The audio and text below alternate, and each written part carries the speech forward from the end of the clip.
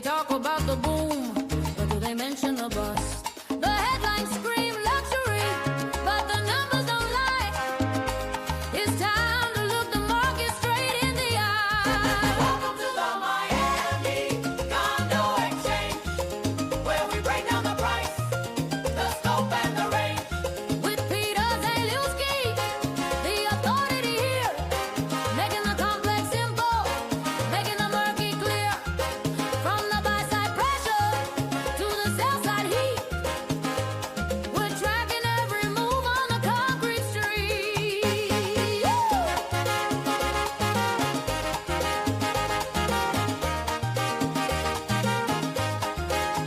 We got the data, the stats, the metrics you need.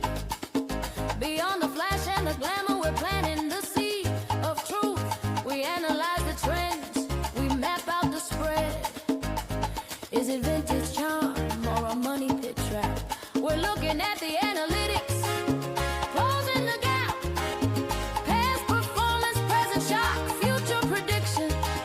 Separating hard reality from the friction of fiction. No sugarcoating, no fluff, no disguise. Just the raw condo numbers right before your eyes. South Florida is shifting, the tides start to turn. If you don't know the math, you're gonna get burned. Yeah, this is the Miami Condo Exchange. Welcome to the Miami Condo Exchange, where we break down the price, the scope, and the range. With Peter Zalewski, keeping it real, digging deep in the dirt of every single deal. From the buy side pressure to the sell side heat, the only podcast you need on the Miami street. Hey.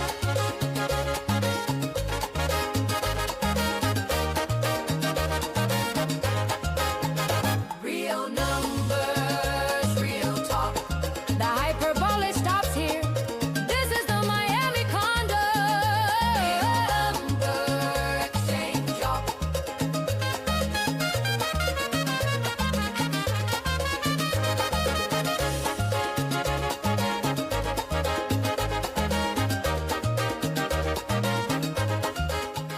Happy Tuesday, Miami. This is the Miami Condo Exchange. It is a podcast about what's going on statistically in the South Florida condo market. South Florida is comprised of Miami-Dade, Broward, Palm Beach County. Today, we are going to be talking about trends. We're going to be talking about data. We're going to be talking about metrics. I'm going to try to cut through all the fluff out there, give you some straight talk about what's really going on in the South Florida condo market. We're going to base our discussion today based on our South Florida Condo Association Financial Cliff Investors Index.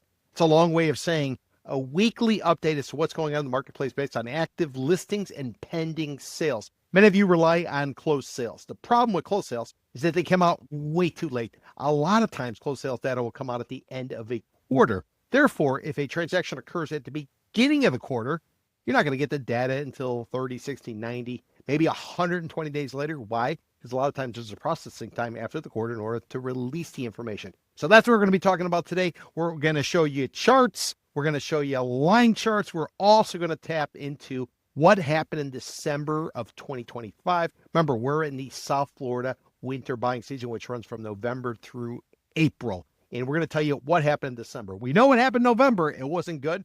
Let's see what happened in December as we come forward and we show you some information. We also talk about cap rates. Are there any cap rates in South Florida condos right now?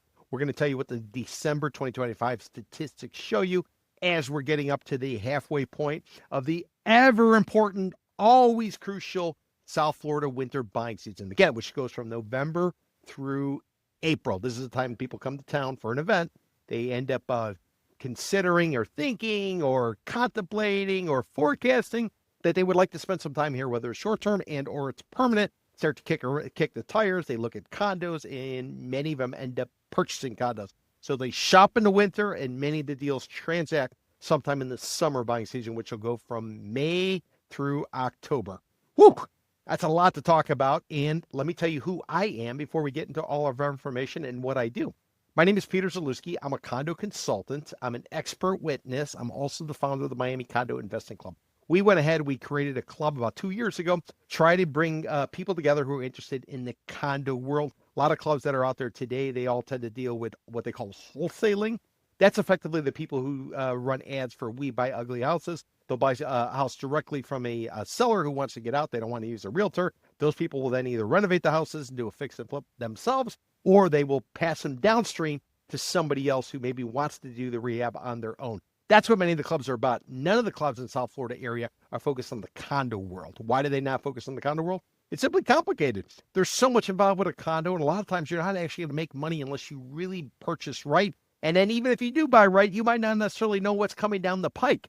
And what do I mean by coming down the pike? Well, there could be special assessments. There could be all kinds of work that's required. Remember, back in June of 2021, when that tower went down in Surfside, a little village or town just north of Miami Beach and south of Bell Harbor, Bay Harbor, in effectively Surfside, once this tower came down, it changed everything in South Florida, much like the old timers know back in August of 1992, when you saw Hurricane Andrew come through Florida and South Florida, Homestead in particular. It changed the building code. It changed the way houses were built. Condos were built down here in South Florida. Well, that's what Surfside did in June of 2021, when nearly 100 people died, and a $1 billion settlement was paid out to the families of the victims. The insurance companies afterwards said, listen, if you want us to insure these buildings, we got to know exactly what's going on with these buildings.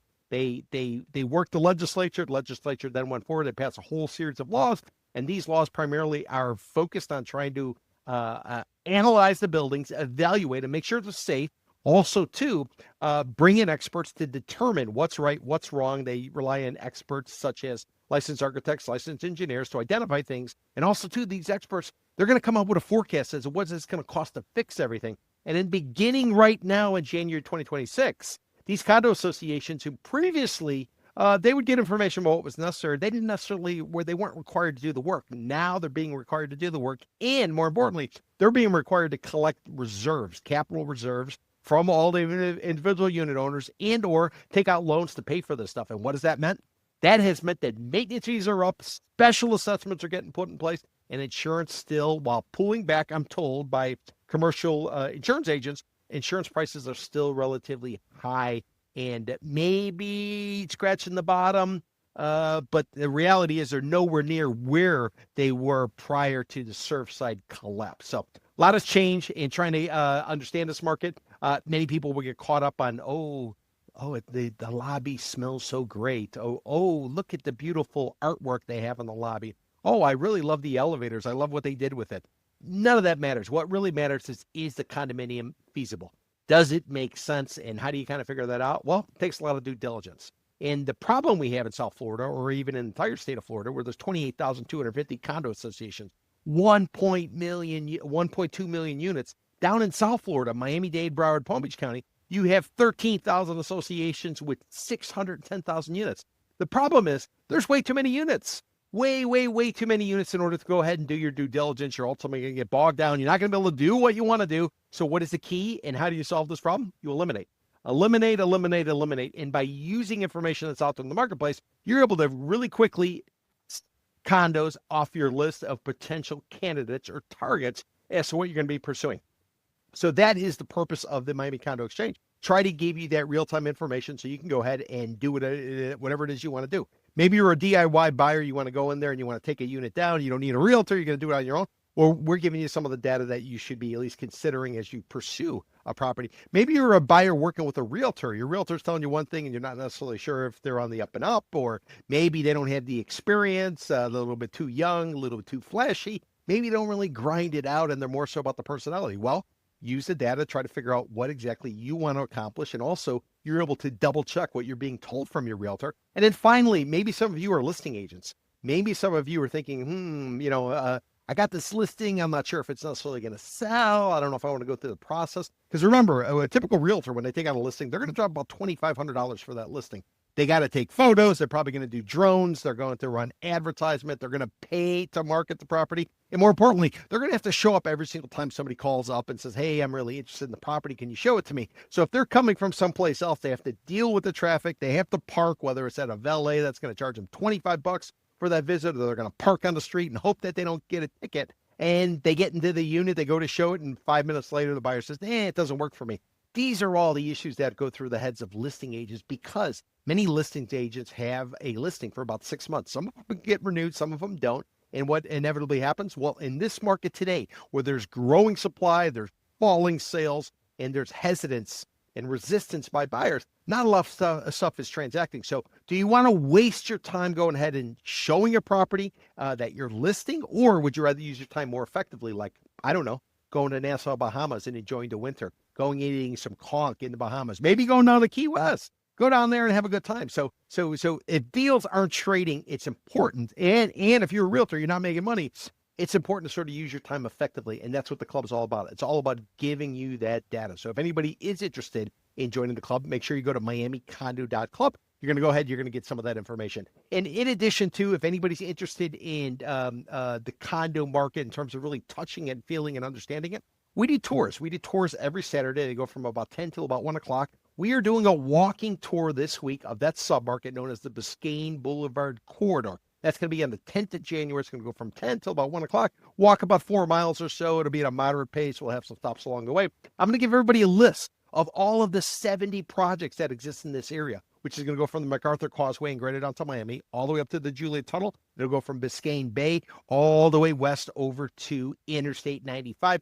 We're going to give you a list of all the properties. We're going to teach you how to evaluate them, teach you how to analyze them, and teach you how to figure out which ones are going to make sense for you and which ones don't. We're big believers that if you are chasing a condo, it's important to find building first. Why? Because if you chase around and you go after all these units, once you finally get a unit under contract, you're given all the proper necessary information, including declaration of condominium. You might go through there and find out that it doesn't have what you needed, or there's a restriction, and now you got to scratch it off the list and you got to start over. So if you really are efficient and you want to be effective in searching for a condo, what you do is you find buildings. Once you have the buildings, you figure out pricing, then you can be very precise in how you sort of pursue things. And that's what it's all about. And that's why we do the tour. So if you're not doing anything this Saturday on January the 10th, come on out. The weather's great. As mentioned, we're going to walk about 4 miles. I'm going to tell you some stories about developers, about the marketplace, about all the trends going on. I've been here since 1993. I was a journalist for 13 years. After that, I wrote a column for the Miami Herald for 5 years, as well as the Miami Real Deal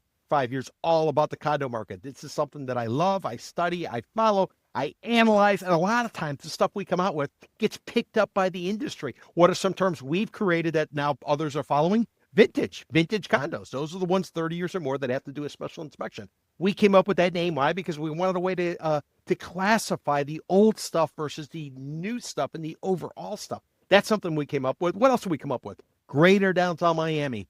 That is a market that we basically coined. What was it before that? It was called Greater Miami. And what was it basically coming from? We had a Greater Miami Chamber of Commerce, and then you had something called the Miami Downtown Development Authority, which is a taxing district based on a gerrymandered line that was created. And we said, that doesn't make sense. That's not how people work. So what we did is we came up with the boundaries of the Juliet Tunnel south to the Rickenbacker Causeway. We came up with the Bay over to I-95. We then broke it up into 3 submarkets. We said the Rickenbacker Causeway north to the Miami River would be Brickell Avenue area.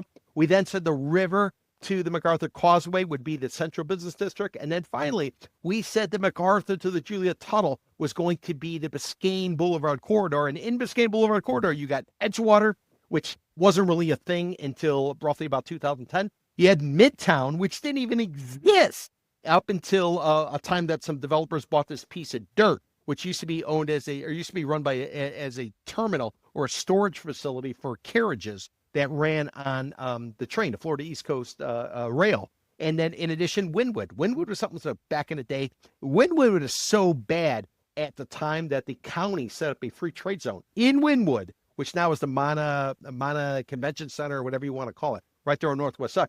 That was a free trade zone. It went belly up. It went bottom up. It went sideways, which allowed Moishi Mana to be able to come in there and take it down and ultimately turn it into what it was. So we've been around a long time. We've studied this stuff. We know who builds, who doesn't build. We know which developers to bet on, which ones to bet against. Why? Because developers are creatures of habit. They do the same thing. They are habitual offenders. If you know how they do it, you know what they're going to do. And cases like that are playing out right now today. I don't want to go into any more details because these developers don't necessarily like me. And they're very quick to shoot off one of those cease and desist letters. So let me just tiptoe around that. But What I want to tell you, though, is if you are interested in any condos in Edgewater, Midtown, and or Wynwood area, I'd highly recommend you take our tour on Saturday. Come check it out. If you are a club member, you get a discount. You save 23% on the price of the tour. But it's a good time, and if anything, it's worth it just for the list. Having a list of all 70 projects. A lot of times when you talk to a realtor, you talk to somebody in the industry, they're only going to tell you the buildings they want you to see. Why? Because the commissions are probably a little bit higher, or it's going to be easier for them to sell. But if you're the buyer, is that really what you want? Don't you want to know the whole market rather than just a select few that are being spoon-fed to you? And that's what you'll learn on the tour. So more information on the tour, go to miamicondo.club or go to the ticket agency where we sell them directly, miamicondoclub.eventbrite.com. Whoop! That's it for the plug. Let's go ahead. Let's get into the information. I'm going to be sharing information with you now because you're watching it live.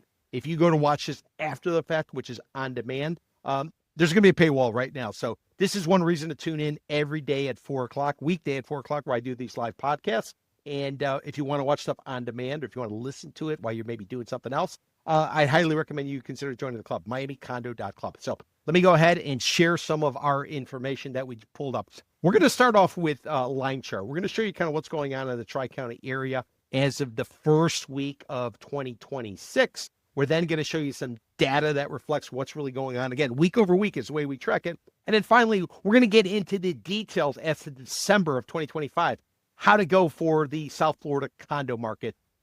Is there a cap rate? Can people actually make money yet on a condo in South Florida? Well, we got the answers, and we're going to be showing to you and sharing it with you right now. So let me go ahead and pull up my first chart.